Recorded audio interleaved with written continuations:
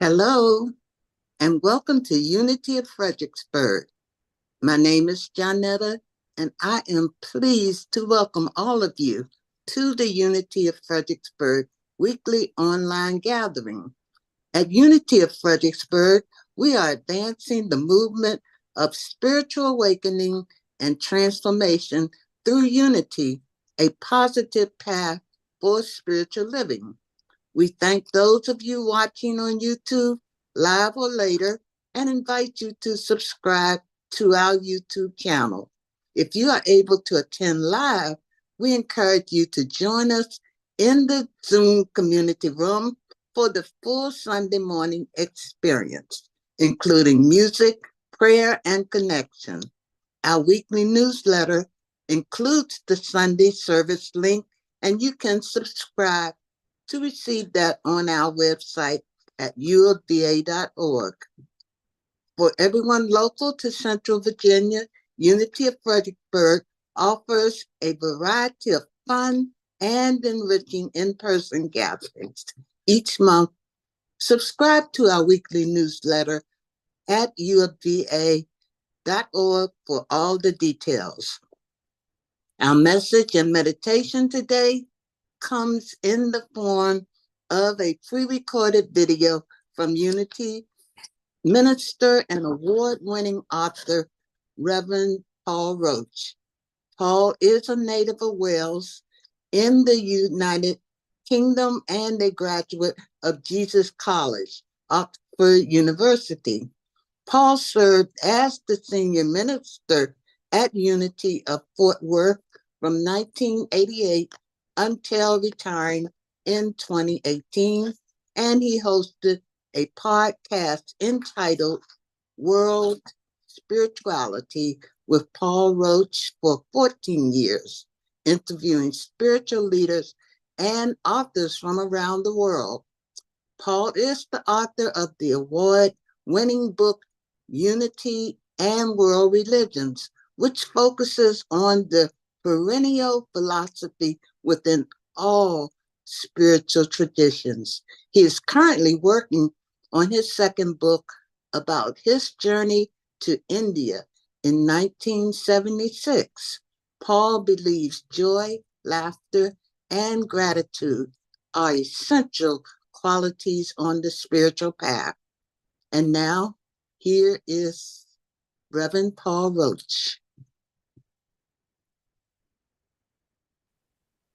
Hello, this is Paul John Roach, Unity Minister and author of the book Unity and World Religions. And this is part 2 in our series, The Golden Thread of Universal Truth.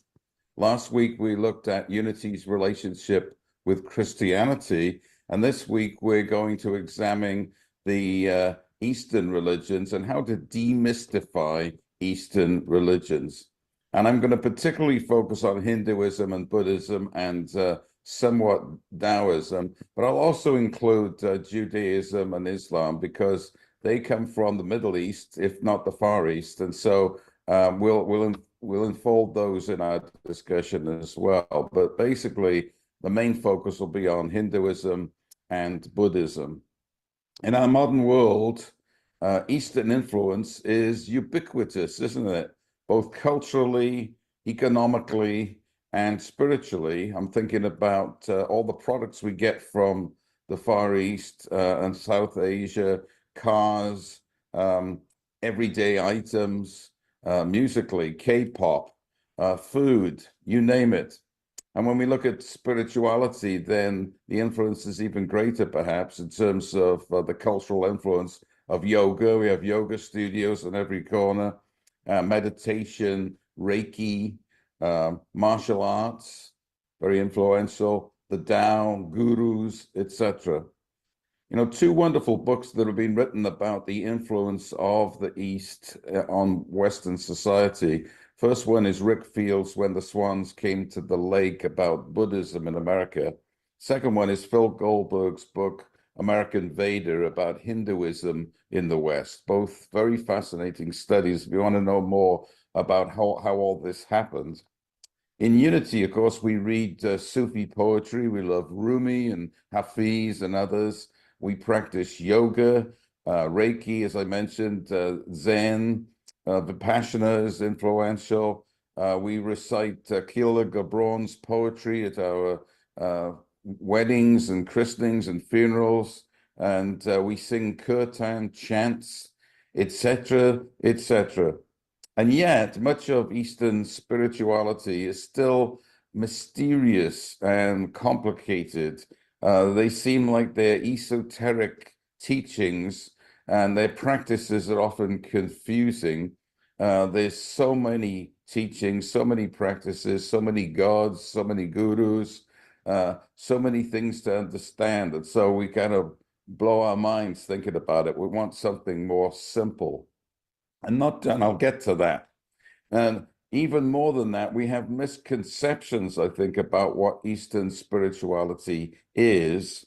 Uh, for the strongest one, I think, is the idea that in some way Eastern religions are life denying. We want affirmation, right? The West is very life affirming, and unity certainly is. And sometimes we think of Eastern religions as life denying, that everything is illusion, that we have to let go of our bodies and our egos and empty this thing called the emptiness, the void, and just go beyond. And so that seems not exactly what we'd like, because why can't I live a happy and successful life? I think that's a misconception, because I think the East is equally life affirming, but there is a tendency to misunderstand some of the teachings and see it in that light.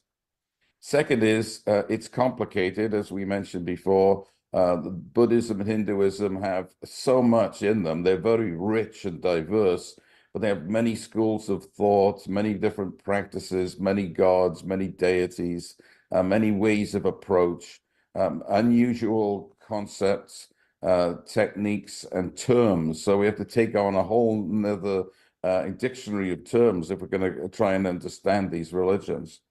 It also seems inscrutable, that we're asked to believe things that are counterintuitive, like the Tao. What is the Tao? The Tao that can be told is not the true Tao. If you speak, you don't know. If you know, you don't speak. Well, that sounds difficult, doesn't it? Because we have to speak in our world.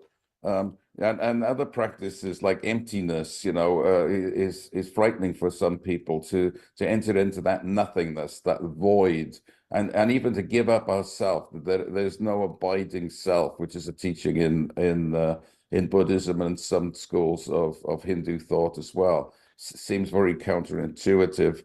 And the whole thing seems overwhelming because it's too darn complicated. There's too much detail. For instance, there's the Four Noble Truths in Buddhism, and then the Eightfold Noble Path, and then the Six Perfections, and then the 12 links in the chain of dependent origination, and the three marks of existence, and the six of that, and the 12 of that, and the 24 of this. And so, my goodness, I have to understand so much. So stop. Our task today is to clarify and simplify what seems to be very complicated. And it's my understanding, and I've studied this for several decades now, and I wrote the book about it because I wanted to clarify and make simpler these teachings and how they fit in with unity. At core, I believe there is a commonality within all religions, and certainly within Eastern religions, and how they relate to the West and to unity. There is a commonality and a simplicity that is easy to understand, that we don't have to get overly complicated. We don't have to get lost in esoteric details or strange terms, right? And so that's my intent today, is to demonstrate that, to show that. And it's easy, I think, when we approach these teachings of the East to look at it through the lens of the five unity principles. So I'll endeavor to do that. And we did that last week in terms of the comparative similarities and differences between unity and Christianity. And I think it's helpful to look at it in terms of what we're about today. So let's look at the first principle, which is the principle of unity, one presence and one power, the core understanding of our unity teachings. And I think we see this very clearly in Eastern religions too. Many people, for instance, believe that Hinduism is kind of polytheistic. There are millions of gods. And it's true, there are many, many gods in Hinduism. But ultimately, to any Hindu, they would know that there is, although many expressions of the one, there is in truth only one. And his name is Brahman, and the absolute, and the one without a second.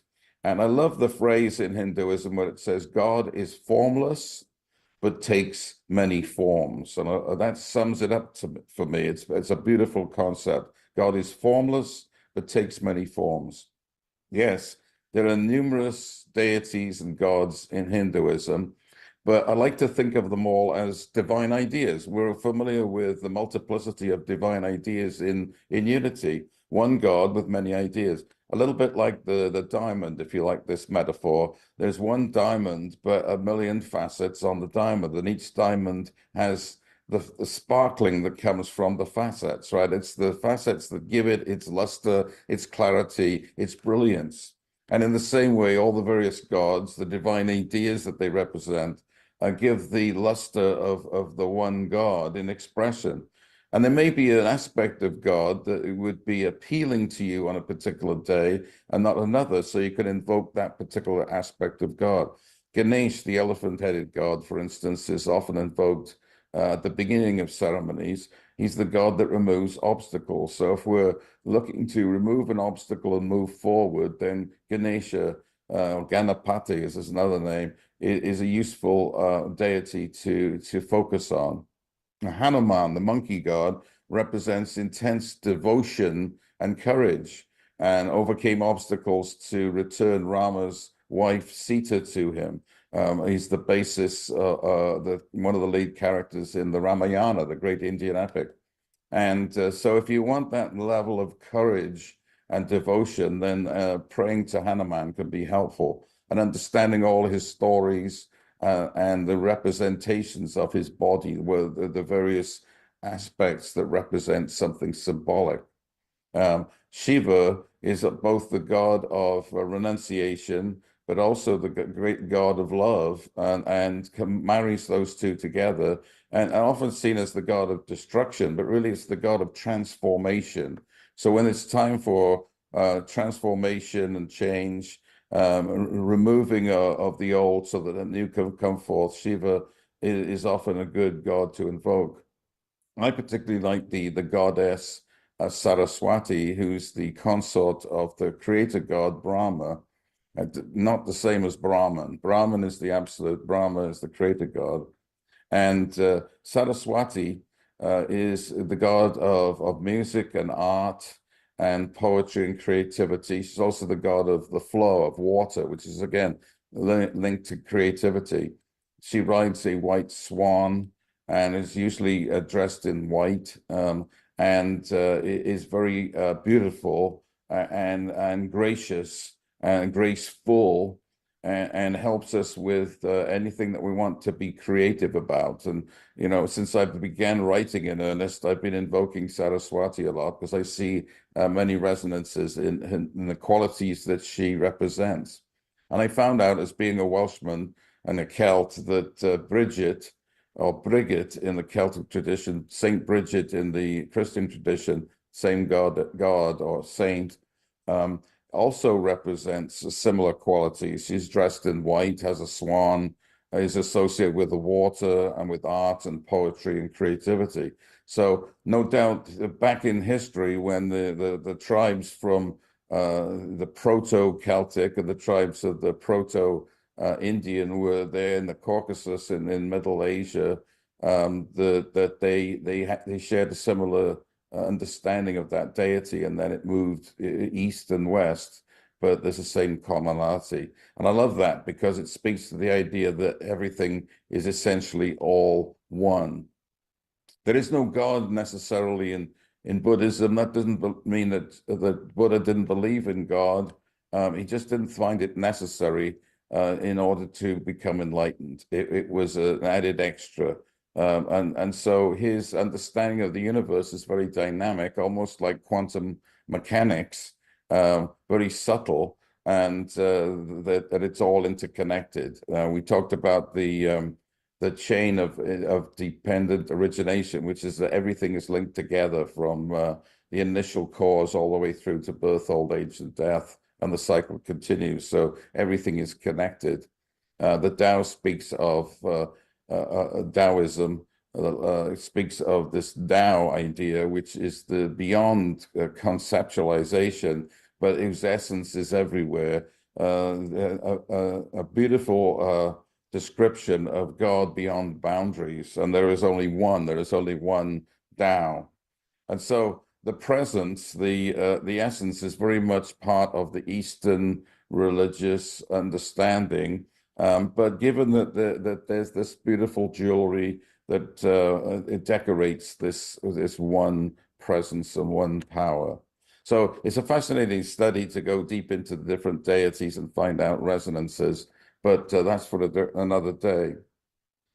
Second principle, the presence is within us, right? As the Christ spirit, as the spark of divinity. And of course, we see that very much presented in Eastern religions, the Atman, the true self within all beings in Hinduism.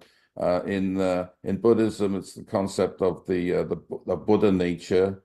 The essence of the Buddha is not just in the historical Buddha, but in all of us.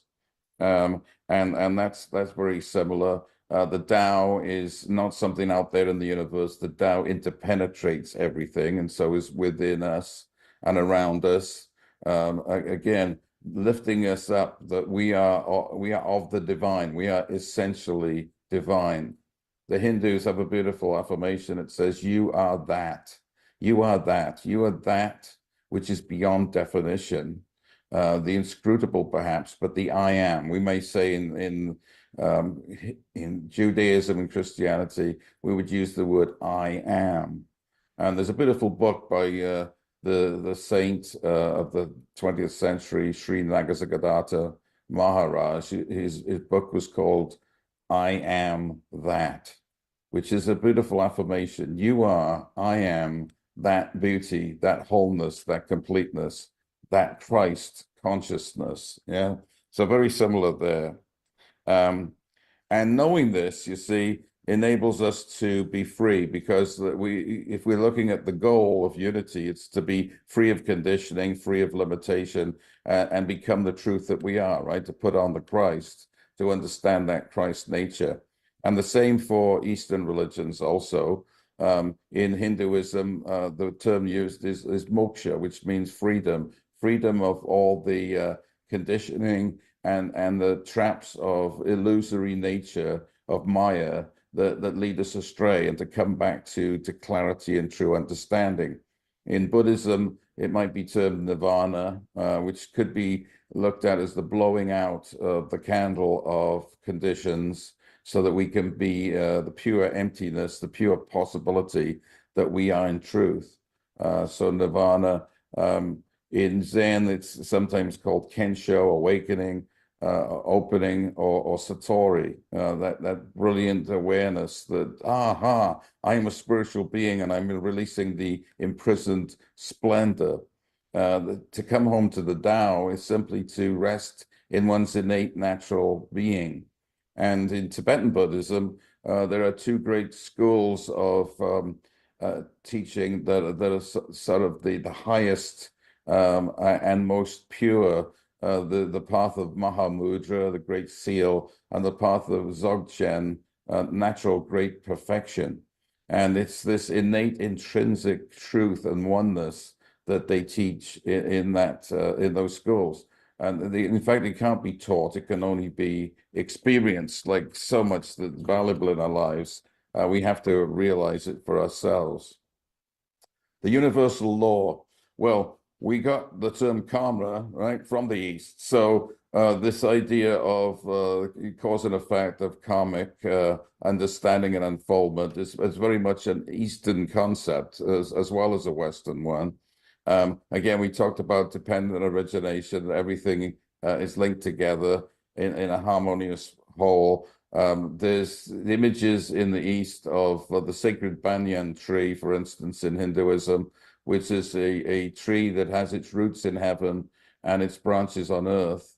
And so it's descending. So everything is connected. And if we know anything about Western pagan spirituality, we see the very same thing, the tree of life. And we see the tree in mystical Judaism and Kabbalah. We see the tree in Norse mythology. We see it showing up almost everywhere because it's a beautiful image of that interconnectedness. There's also the image in both Buddhism and Hinduism of the net, the cosmic net or Indra's net, where everything is connected. Again, very, very similar to quantum physics. It's interesting. Those ancient sages plumbed the depths of understanding that are now being explored by the brilliant quantum physicists of the present day. So karma and the idea of the universal law is very much present in these Eastern religions, and in much the same form as we understand in the West. One thing I want to point out, and I pointed it out last week, is that the things that trap us also free us, right? If we see aright, if we see our difficulties or our foibles with clarity and compassion, then they become gifts to us. Some of the worst things that could happen to us become our greatest treasures when we understand them aright, when we come through that difficult moment and embrace it. And it's the same with the concept in both Hinduism and Buddhism of the wheel of Dharma and the wheel of samsara. Samsara is time and change, the wheel of becoming. The wheel of Dharma or the wheel of Nirvana is stepping off the wheel of time and change and entering the pure bliss of living your life seamlessly. But the wheel of samsara, of time and change, and the wheel of Dharma, of truth, are actually the same wheel. Isn't that beautiful? So the very thing that keeps us swirling around in the endless cycle of existence and confusion is the same wheel that frees us, right? I guess you could say in the same way that the cross, although it's a symbol of crucifixion, it's also a symbol of crossing out the ego and the difficulty and the disappointment and giving us resurrection. So the risen Christ arises from the cross, just as we arise from the wheel of samsara onto the wheel of Dharma. And I love that concept. I've been recently reading a book by Carlo Rovelli. He's a very well-known quantum physicist, since we're piggybacking on that idea of quantum physics. Wrote a book called Helgoland, explaining quantum physics over the last 100 years.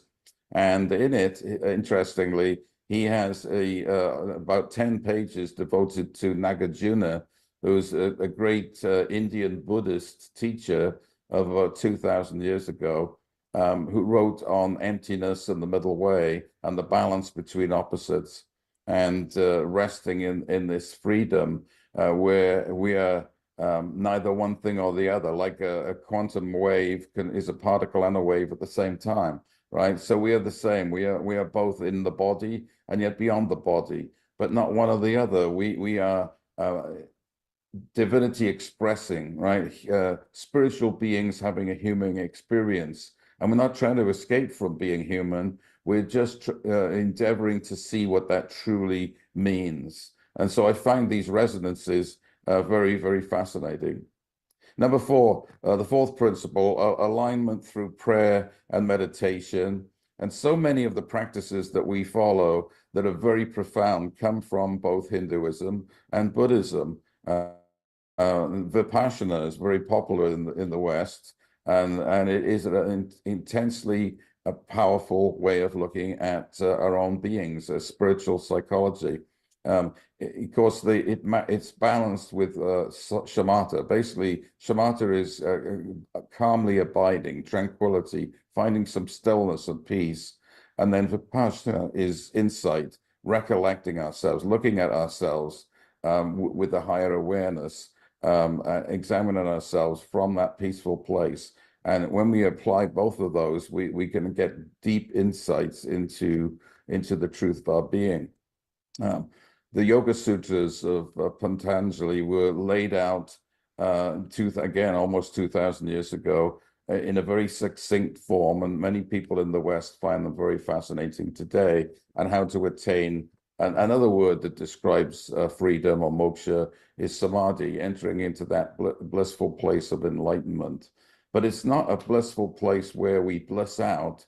It's a place where we can live fully, where we can come back into the world after our meditation time, and in post-meditation, live the seamless life, live with peace and compassion. So we have much to learn from the East, but we see that it's highly practical, and therefore we can utilize it in our lives today. I mentioned Mahamudra and Dzogchen earlier, and I'm absolutely fascinated by those paths because they do truly speak to that intrinsic sense of natural, effortless being, just as Zen does in the Zen tradition, just naturally being your ordinary self. It's before enlightenment, you have to chop wood and carry water, right? The everyday tasks. After enlightenment, chop wood, carry water. So we're doing the same exact thing, except there's a difference, isn't there?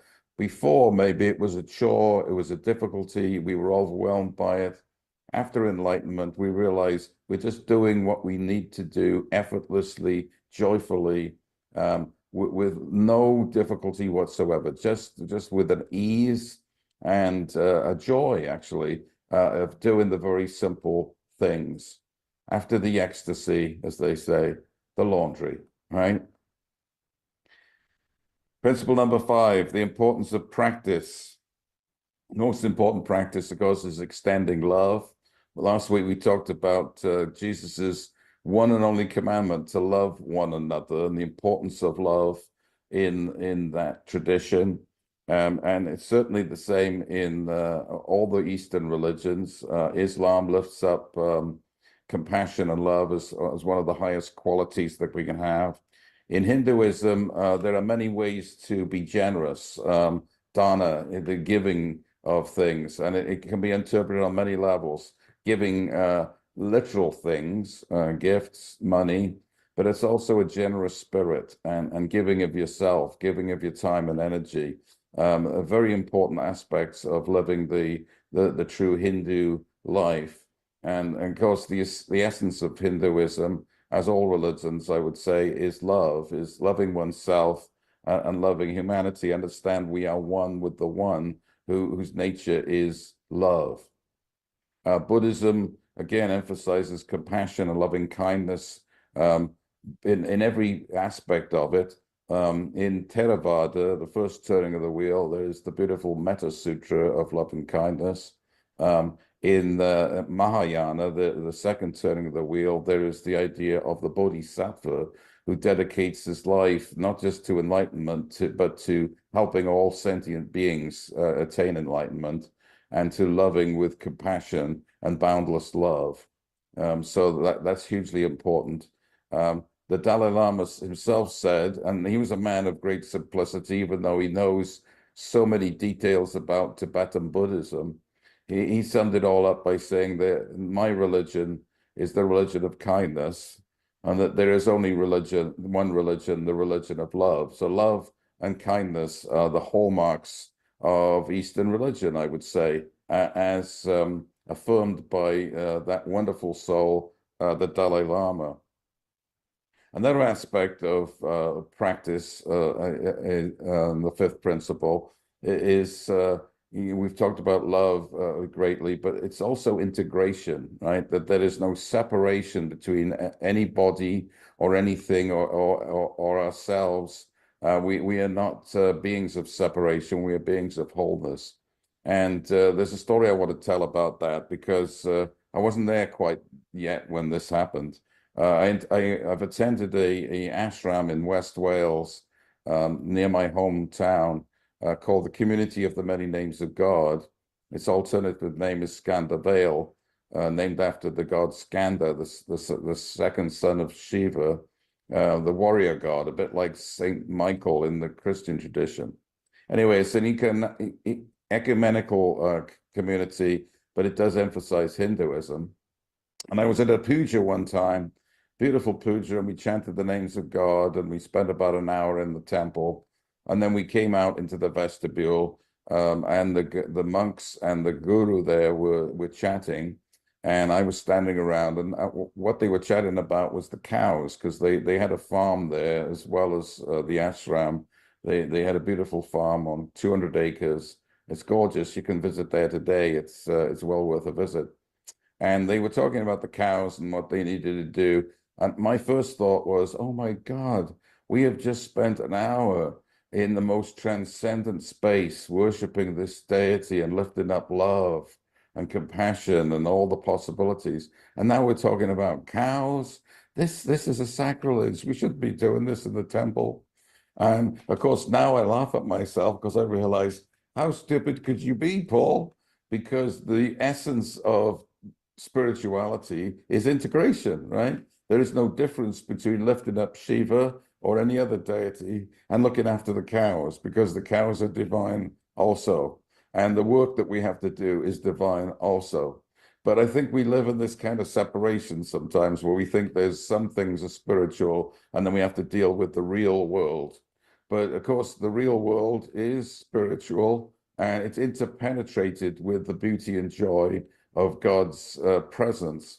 And so to come to that integration, that unity, is really the purpose of the Hindu tradition. And rather than being life denying, it is seeing life in its true purpose. It's not getting lost in all the multiplicity of life and the confusion of life and the maya and the games of life and the tragedies of life. It's seeing all these things with compassion and realizing they're all part of the whole. And how can I be helpful in this given moment? So I hope I've elucidated some things about Eastern religions and their connection to unity and the connection to the West, and some food for thought that you can explore in more depth at another time. We'll end this time with a short meditation, and I'm going to take my meditation focused on the idea of the Buddhist idea of the three aspects of mind. In Tibetan Buddhism, they often say that the mind or cosmic awareness, or the nature of God even, is open, clear, and unimpeded. And I love trinities, because I think trinities are found throughout every religion and in science and in the way things unfold in our lives. So open, clear, and unimpeded. And if we want to apply the Christian Trinity to that, we could say that God is completely open, right? Limitless, like the sky. Clear, because clear and full of compassion, like Jesus. And unimpeded, because the spirit can go where it wills without any barrier. If we use the unity metaphysical trinity, we'd say mind is open. My mind is open and clear. It is unimpeded. It is limitless, and no barriers can limit it to not doing its work, which is to fulfill the joy and beauty of creation. And so let's take that into a short meditation time. So as you rest and relax, we've listened to a lot of information. Let's let that go and simply return to our natural selves. And our natural selves, in truth, are open, clear, and unimpeded. My mind, the divine mind within me, is open. It is spacious like the sky. It is vast. It is as vast as the universe. And it is beautiful like the universe and like the sky. And the clouds of thoughts may come. They arise, they move through, across the horizon, across the sky of my mind, but then they go, and the sky remains. So I am open. And when I choose that openness, to be open-minded, open-hearted, then I become clear There's no more confusion. And become clear about my purpose on this planet, which is to be expansive, loving, compassionate, just as Jesus embodied that openness of the Father and shared it with love. I am open and clear. I know what to do and I do it. As Charles Fillmore once said, and I am unimpeded. Nothing has the power to disturb that work of spirit. There is no force in the universe as great as that force of openness and clarity, which is God in action. And the Holy Spirit of life, of joy, of bliss, goes forth to complete the work in perfect ways. And so I see all the apparent obstacles that I may have in my life right now dissolving, dissipating, so that the work of spirit can be done in and through me. And it is done only with love, with joy, with light, with wisdom. And so I take those three beautiful words with me this day. I am open, clear, and unimpeded. And I give thanks to the Spirit within me that allows me to live this beautiful, expansive, and joyous way. For all this, we say thanks to the great way showers, thanks to the Spirit of truth and love and bliss within us, and thanks for this precious gift of life. And so it is. So thank you so much for listening to part 2 in this 4-part series. And I hope you can tune in to part 3, where we'll look at interfaith and unity. Join me then. All right. Bye-bye.